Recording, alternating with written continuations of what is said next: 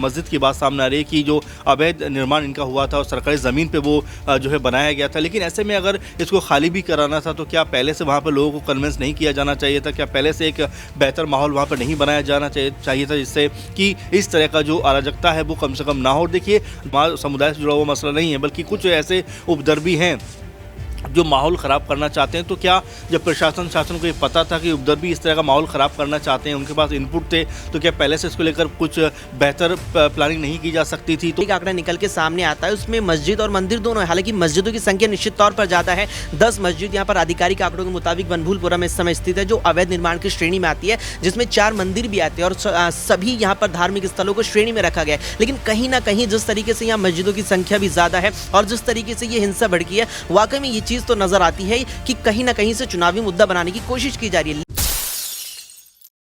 नमस्कार, मैं नाज़मीन खान और आप देख रहे हैं एसपीएन 9 न्यूज़। आप सभी का बहुत बहुत स्वागत है मेरे खास प्रोग्राम बात सच की में। लोकसभा चुनाव से पहले कई हिंसक घटनाएं देखने को मिल रही हैं।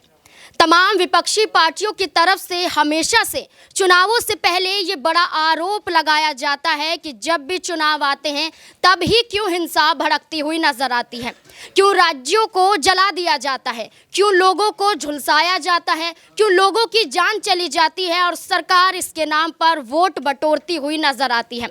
हाल ही में उत्तराखंड के हल्द्वानी की बात करें तो हिंसक घटनाएं देखने को मिलती हैं। पुलिस की गाड़ियों को आग के हवाले कर दिया जाता है। कई पुलिस कर्मियों को यहाँ पर पथराव देखने को मिलता है, उनके ऊपर पथराव होता है। कई लोग उनके खिलाफ यहाँ पर कदम उठाते हुए नजर आते हैं।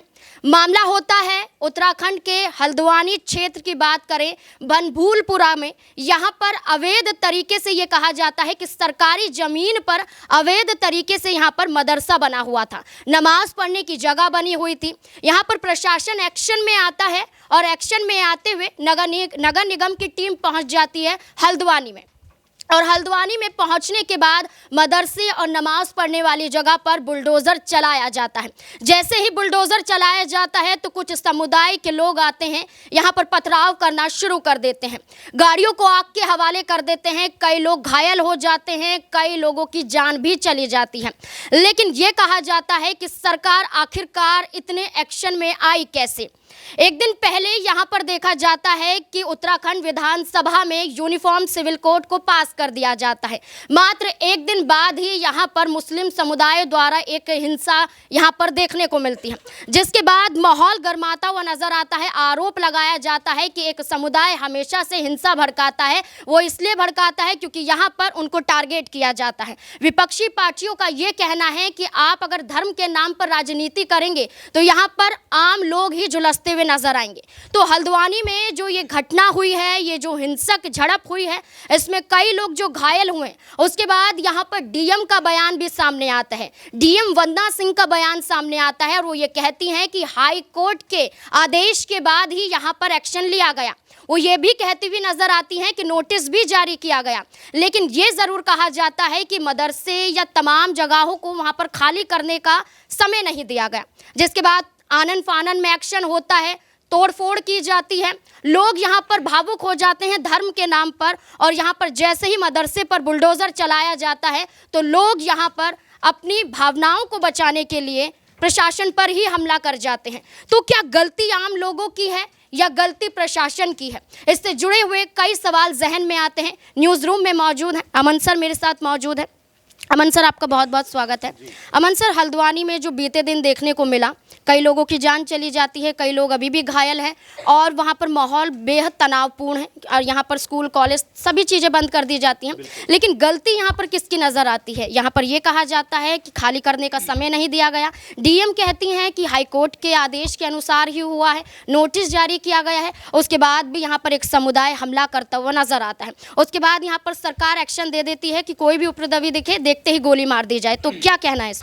देखिए, बिल्कुल जिस तरह की वीडियोज़ और तस्वीरें सामने आ रही हैं नाज़रीन वाक़ई हैरान करने वाली हैं कि आखिर ये सब चल क्या रहा है, क्योंकि उत्तराखंड की बात करें तो हमेशा वहाँ से बेहतर तस्वीरें निकल के सामने आती हैं। कभी आप बर्फ़बारी की तस्वीरें देखते हैं, कभी आप बेहतर पहाड़ों की तस्वीरें देखते हुए नज़र आते हैं, लेकिन इस तरह की जो इमेज निकल के आती है वो वाक़ई पीड़ा देती है, क्योंकि उत्तराखंड को बेहद खूबसूरत माना जाता है, देवभूमि माना जाता है, और वहाँ से ऐसी इमेज का आना अपने आप में ये बताता है कि क्या जो शासन प्रशासन है उसके अंदर इतनी जो है कह सकते हैं अब काबिलियत नहीं है कि वो पूरे के पूरे माहौल को, जो कि बहुत तनावपूर्ण माहौल होता है, ऐसा उसको संभाल पाए। क्या जो है कि जो कार्रवाई की गई, क्या वो उसके लिए पूरी तैयारी नहीं थी, उसके बावजूद ये सब चीज़ें हुई? तो कई तरह के सवाल अब प्रशासन पर भी उठते हुए नजर आ रहे हैं। हालांकि जो ये आदेश था वो कोर्ट की तरफ से था, और ये बिल्कुल इसमें जो मदरसा और मस्जिद की बात सामने आ रही है कि जो अवैध निर्माण इनका हुआ था और सरकारी ज़मीन पे वो जो है बनाया गया था। लेकिन ऐसे में अगर इसको खाली भी कराना था तो क्या पहले से वहाँ पर लोगों को कन्विंस नहीं किया जाना चाहिए था? क्या पहले से एक बेहतर माहौल वहाँ पर नहीं बनाया जाना चाहिए था, जिससे कि इस तरह का जो अराजकता है वो कम से कम ना हो? देखिए, दंगे में किस तरह से आप देख रहे हैं कि जो वहाँ पर पूरे का पूरा माहौल बना, उसमें 6-7 लोगों के मारे जाने की खबर आ रही है। इसके बाद लगातार ये जो माहौल है बेहद तनावपूर्ण है। कहा जा रहा है कि इस तरह के भी आदेश हैं कि गोली देखते गोली मारने के भी जो है आदेश है। तो ऐसे में पूरे का पूरा जो हल्द्वानी है वो अपने आप में इस समय बहुत डरा हुआ है, सहमा हुआ सा है। आने वाले दिन, आने वाला खासकर कह सकते हैं वक्त बहुत नाजुक है, और इसीलिए तमाम जगह पर सिक्योरिटी बहुत ज़्यादा अलर्ट की गई है।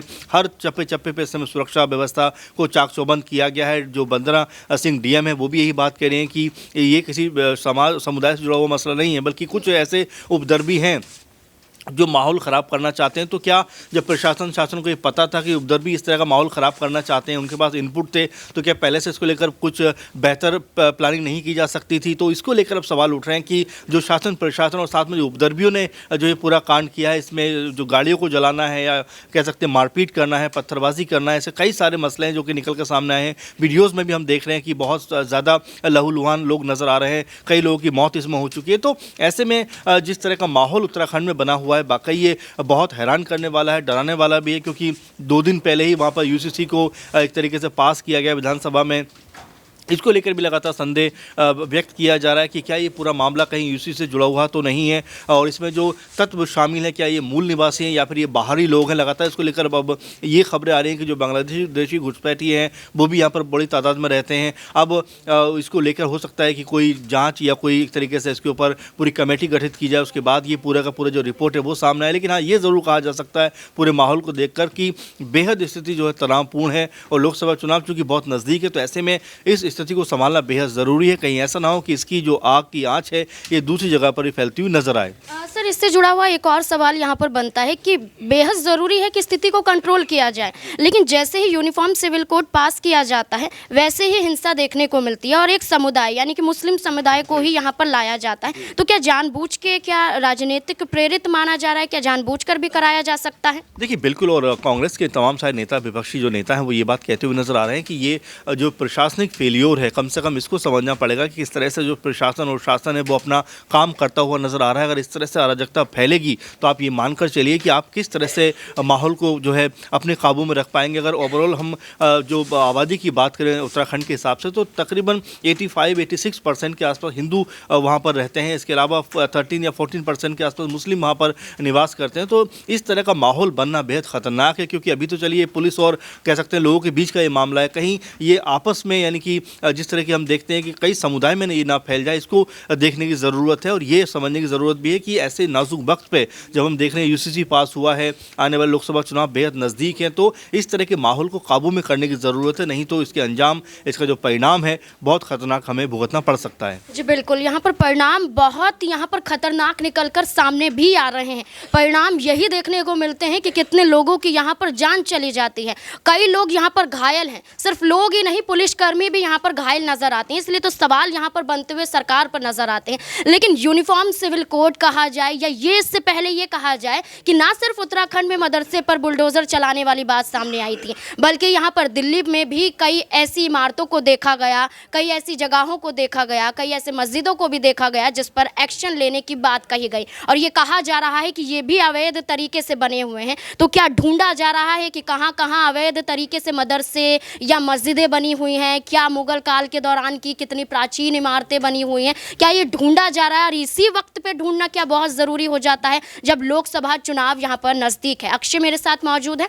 उससे जानने की कोशिश करेंगे अब इस पूरे मामले पर क्या कुछ होता हुआ नजर आएगा। अक्षय, जैसे कि यहाँ पर बात की है कि अभी उत्तराखंड में देखने को मिला, दिल्ली में भी यही कहा जा रहा था कि यहाँ पर कुछ ऐसी इमारतें हैं जो पुरानी हैं लेकिन उन्हें भी तोड़ने की बात आई, मस्जिदों को यहाँ पर तोड़ने की बात सामने आई थी। तो क्या यहाँ पर सरकार जानबूझकर एक्शन ले रही है? क्या केंद्र सरकार जानबूझकर कर रही है या फिर यहाँ पर कोई और ही मसला निकल कर सामने आता है? देखिए, दोनों मामले मुझे अलग नज़र आते हैं, क्योंकि जिस तरीके से आप दोनों मामलों को जानेंगे, दिल्ली का जो हाल ही में सबसे पहले महरौली में मस्जिद गिराने का मामला सामने आया, और जिस तरीके से ये जो वनभूलपुरा में अतिक्रमण का मामला है, सबसे पहले ये जो मामला शुरू हुआ 2008 में शुरू होता है। 2008 में जनहित याचिका यहाँ पर दायर की जाती है, और उसके अलावा यहाँ पर रेल मंत्रालय की ओर से भी यहाँ पर एक याचिका दायर की जाती है कि वनभूलपुरा में करीब यहाँ पर 4300 हेक्टेयर का ऐसा एक क्षेत्र है जो रेलवे के अधीन आता है, उस पर अवैध रूप से अतिक्रमण किया गया है। इसके बाद इस मामले पर लंबी सुनवाई चलती है, और फिर जाकर के पिछले साल यानी जनवरी 2023 में लगभग तमाम सुनवाइयों के बाद, लंबे साल की सुनवाई के बाद ये तय हो जाता है कि वाकई में जो ज़मीन है वो रेलवे की है। अब उसके बाद यहाँ पर जिस तरीके से जो ये मामला हिंसा सामने आई है, इसमें जिस तरीके से अतिक्रमण हटाने की बात है, तो अतिक्रमण का जो ये फैसला था, ये कोर्ट को दिए लगभग 1 साल का वक्त हो चुका है कि अतिक्रमण हटाया जाएगा। इस पर लगभग दिसंबर 2022 का फैसला था उत्तराखंड हाई कोर्ट का कि वनभूलपुरा में जिस क्षेत्र पर अतिक्रमण किया गया है उस अतिक्रमण को हटाया जाएगा। हालांकि उस वक्त सुप्रीम कोर्ट ने उस ऑर्डर पर स्टे लगा दिया था कि अभी आप इस पर अतिक्रमण नहीं हटा सकते, अतिक्रमण हटाने के लिए वक्त दीजिए। उसके बाद जनवरी में सुनवाई हुई, फिर मार्च में, मई में सुनवाई खिंचते खिंचते ये चीज़ आखिरकार सिद्ध हो चुकी थी कि रेलवे की ज़मीन है और इस पर अतिक्रमण हटाया जाना है। अब जिस तरीके से यहाँ पर ये चीज़ निकल के सामने आई है कि मस्जिदों पर यहाँ पर अवैध रूप से अतिक्रमण दिखाया गया, उनके नाम पर उन्हें यहाँ पर निरस्त किया गया, ढाया गया, मदरसों को ढाया गया, तो वनभूलपुरा की अगर हम यहाँ पर बात करें तो जो एक आंकड़ा निकल करके, आधिकारिक आंकड़ा निकल के सामने आता है, उसमें मस्जिद और मंदिर दोनों है। हालांकि मस्जिदों की संख्या निश्चित तौर पर ज़्यादा है, 10 मस्जिद यहाँ पर आधिकारिक आंकड़ों के मुताबिक वनभूलपुरा में इस समय स्थित है, जो अवैध निर्माण की श्रेणी में आती है, जिसमें 4 मंदिर भी आते हैं और सभी यहाँ पर धार्मिक स्थलों को श्रेणी में रखा गया है। लेकिन कहीं ना कहीं जिस तरीके से यहाँ मस्जिदों की संख्या भी ज़्यादा है और जिस तरीके से ये हिंसा भड़की है, वाकई में ये चीज़ तो नज़र आती है कि कहीं ना कहीं से चुनावी मुद्दा बनाने की कोशिश की जा रही है। लेकिन अगर यही चीज़ आप दिल्ली से करके देखेंगे तो दिल्ली में जो यहां पर महरौली का जो मामला निकल के सामने आया था, ये मुख्य रूप से एमसीडी और डीडीए के द्वारा किया गया था। अब आप एमसीडी में देखेंगे तो पाएंगे कि वर्तमान में एमसीडी में आम आदमी पार्टी की सरकार है, लेकिन अगर डीडीए की पाएंगे तो डीडीए निश्चित तौर पर केंद्र सरकार के अधीन आता है। अब डीडीए और एमसीडी का जो मिलकर यहां पर संयुक्त रूप से प्रोजेक्ट चल रहा है, उसमें भी अवैध अतिक्रमण में जो कुछ इमारतें आ रही हैं, उसमें तमाम तरह की इमारतें हटाई जा रही हैं। ऐसा नहीं है कि केवल यहां पर मस्जिदों और मदरसों को निशाना बनाया जा रहा है। आप डीडीए और एमसीडी के जो वर्तमान प्रोजेक्ट दिल्ली एनसीआर में चल रहा है, खासतौर पर दिल्ली में, अगर आप तमाम दर्शक उस प्रोजेक्ट के बारे में जानेंगे तो पाएंगे कि यहाँ पर मस्जिद और मदरसों के साथ साथ तमाम ऐसे मंदिर भी हैं जहाँ पर अवैध अतिक्रमण की श्रेणी में आ रहे थे और उन पर भी बुलडोजर के द्वारा कार्रवाई करके उन्हें भी ढा दिया गया। अब इस मुद्दे को लेकर आपकी क्या राय है, कमेंट बॉक्स में जरूर बताएं। देखते रहें SPN9 न्यूज़। धन्यवाद।